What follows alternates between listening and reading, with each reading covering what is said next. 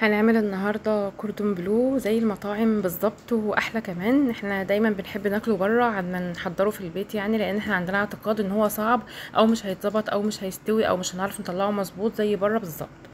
انا هقول لكم الوقت ازاي، بس قبل ما نبدا في الفيديو لو اول مره تشوفوني اعملوا لايك وشير لو عجبكم الفيديو. متنسوش تشتركوا في القناه وتفعلوا الجرس لو حابين توصلكم وصفاتي.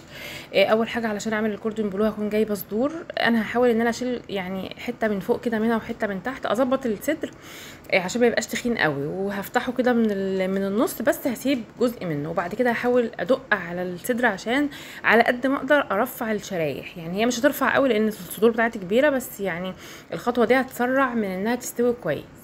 هعمل كده في الصدور اللي انا عاملاها كلها، هفتحها بس مش للاخر، يعني هفتح الصدر كده وهفضل ماسكه الناحيتين في بعض، وبرده هدق عليه كده علشان يعني يستوي معايا كويس. بعد كده بقى التتبيله بتاعته ميه بصل او بصل. انا عملت ميه بصل عشان هي اسرع في التتبيل، علشان انا هعمله على طول.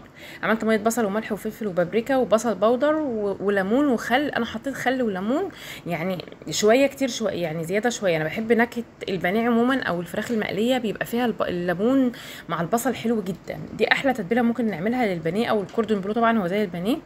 هنحط التتبيله دي كلها كده مع بعض، وبعد كده هنقلبهم كويس خالص لحد ما يندمجوا مع بعض.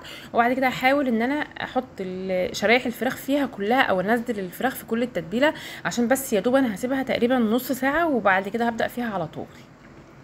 بنفس الشكل ده هحاول اتبلها. انا هغطيها واسيبها في التلاجة بس يعني يا دوب كده يعني نص ساعه لحد لما اجهز الخلطه بتاعتي واجهز الطبقه اللي بره والحشوه اللي جوه. بعد كده بقى ادخلها التلاجة، وبعد كده هنحطها بقى في دقيق وبيض وبقسماط زي الطريقه العاديه بتاعتنا خالص بتاعه البانيه. يعني هحط على البيض ملح وفلفل، والدقيق هسيبه كده لوحده، وشويه بقسماط بقى حتى يعني بقسماط على بعضها. انا ببقى عاملاها خلطه صفرة كده مع البقسماط الناعمه. بعد كده بقى الحشوه اللي في النص المفروض انها بتكون جبنه الشيدر اللي هي الاورنج اللي بتسيح، او اي جبنه بتسيح عندنا عادي. ومفروض رومي مدخن، بس انا ما كانش عندي رومي مدخن او ما لقيتش يعني اجيب، فحطيت لانشون فراخ، بس جبت شرايح جبنه شيدر مدخنه، فدت في الاخر الاتنين مع بعض طعم الكوردون بلو او حشوه الكوردون بلو من جوه. انا هحط الحشوه بالظبط كده واقفل، ولا هقفلها بقى بشيش ولا هقفلها بخيط ولا باي حاجه خالص. انا هسيبهم كده زي ما انتم شايفينهم، ولما همشيها في الدقيق وبعدين في البيض وبعدين في البقسماط هي تقريبا هتتقفل، وبمجرد ما هتنزل في الزيت انا هقول لكم طريقه قليها ازاي هيخليها مش هتتفتح خالص. يعني شوفوا هي شبه الجبنه خارجه ومش مقفوله او ظاهره يعني، بس بمجرد ما عملتها بالبيض بالدقيق والبيض والبقسماط قفلت خالص. السوي بتاعها بقى هسيب النار عاليه على الاخر واحط واحده بواحده، ومش هحركها من الزيت خالص. يعني انا شوفوا ما قلبتهاش تاخد على الناحيه التانية غير لما اخدت لون من الناحيه الاولانيه كده، مش هيخليها تفتح خالص ولا اي جبن تنزل منها ولا اي حشوه تنزل منها خالص.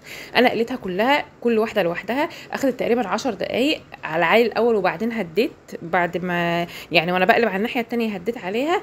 عايزه اقول لكم انها خارجه زي اللي بتيجي من بره بالظبط، طعم وشكل وكل حاجه طعمها حلو جدا جدا فعلا. طعم الكوردون بلو اللي انا باكله بره او شخصيا يعني انا اللي باكله بره وجبه معينه كده بتكون مكرونه وايت صوص ومعاها كوردون بلو، فعلا هي طعم الوجبه دي بالظبط اللي باكلها بره. عايزاكم تجربوها بنفس الطريقه دي وتقولوا رايكم فيها ايه.